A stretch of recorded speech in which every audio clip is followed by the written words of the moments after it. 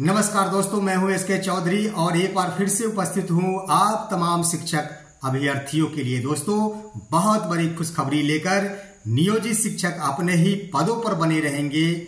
Second merit list के लिए बढ़ रही सीटों की संख्या और महापर्व छठ के पावन अवसर पर शिक्षक अभ्यर्थियों को मिलेगी बहुत बड़ी खुशखबरी। इन तीनों बिंदुओं पर हम विस्तार पूर्वक आपके समक्ष साक्ष्य के साथ प्रस्तुत करने वाले हैं, चर्चाएं करने वाले हैं। इससे पहले जिन्होंने अभी तक मेरे चैनल को सब्सक्राइब नहीं किया है वो कृपया सब्सक्राइब कर ले। दोस्तों आप सभी जानते हैं कि 2 नवंबर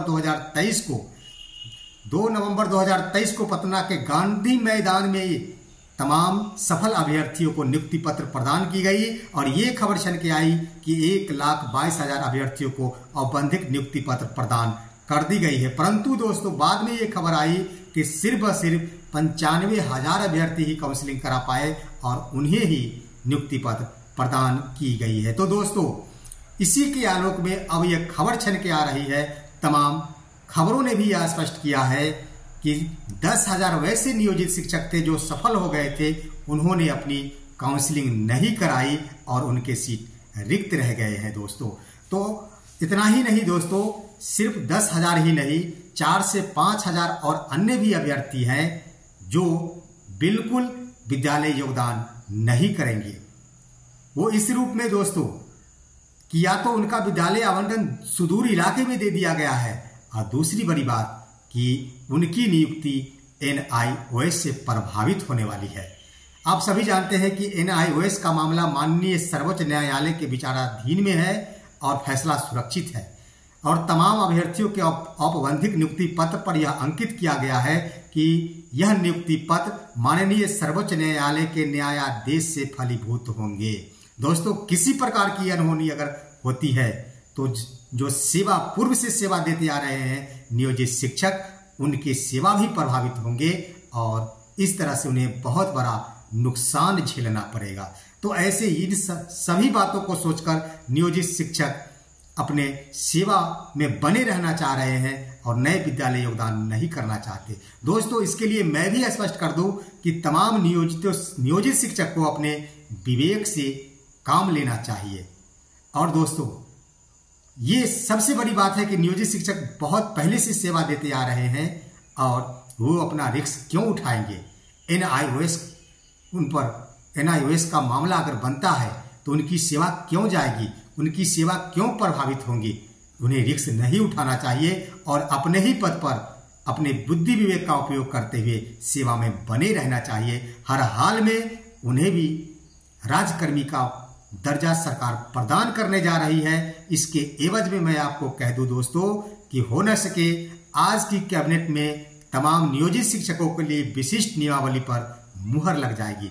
एक और बड़ी बात दोस्तों मैं आपको बता दूं कि सरकार भी इस बात को जान रही है कि अगर सुप्रीम कोर्ट का कोई न्यायादेश आती है, जी हाँ सुप्रीम कोर्ट का कोई न्याय निर्णय आती है, तो निश्चित रूप से पूर्व से सेवा देते आ रहे नियोजित शिक्षक सबसे ज्यादा प्रभावित होंगे और इसके जिम्मेदार सिर्फ व सिर्फ सरकार होगी, क्योंकि उन्हें औपबंधिक नियुक्ति दे रही है, साथ ही साथ उन्हें पूर्व की सेवा का लाभ नहीं दे रही है, उन्हें नए पदों पर रखने जा रही है। तो सरकार भी इस मुद्दों पर गंभीर है। वो कभी नहीं चाहेगी कि नियोजित शिक्षकों को नए पदों पर रखा जाए, क्योंकि पहले चाहती थी, लेकिन जब से मामला NIOS का विचाराधीन हो गया है ये बहुत बड़ी संकट पैदा नियोजित शिक्षकों के साथ साथ सरकार के लिए भी हो गई है। दोस्तों इसीलिए चाहिए कि तमाम नियोजित शिक्षक अपने ही पदों में बने रहेंगे, उनका न्याय निर्णय बिल्कुल सही है। इस तरह से कम मान लिया जाए दोस्तों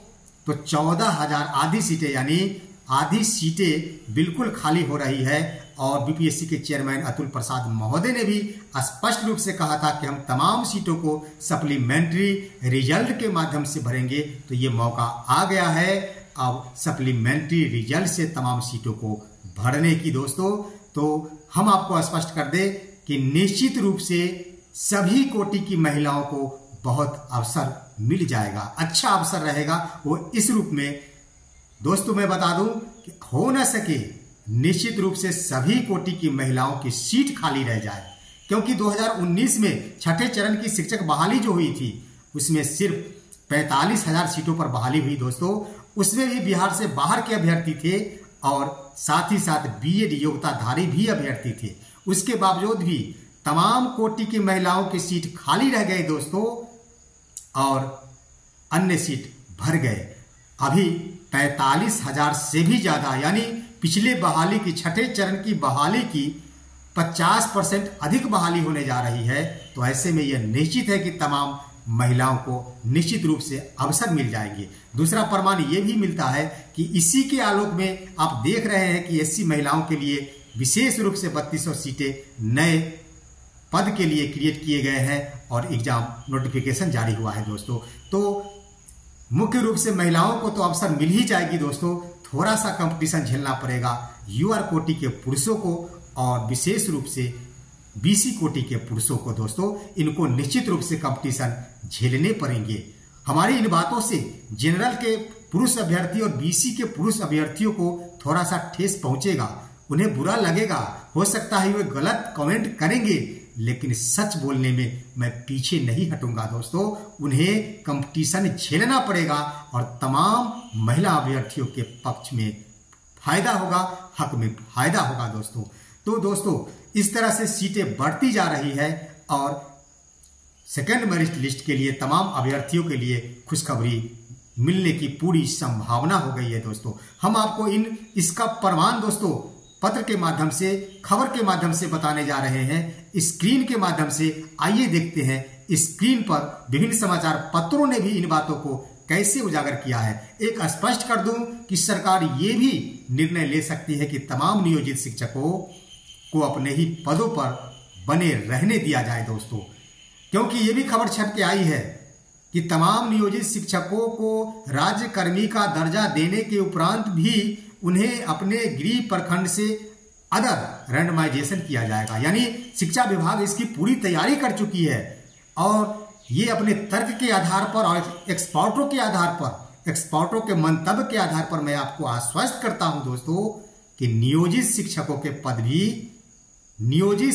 के पद भी सेकेंड मेरिट लिस्ट में शामिल होंगे। ये आप जान ले, ये स्पष्ट हो ले और तमाम आशावान अभ्यर्थियों को बहुत बड़ा फायदा होगा।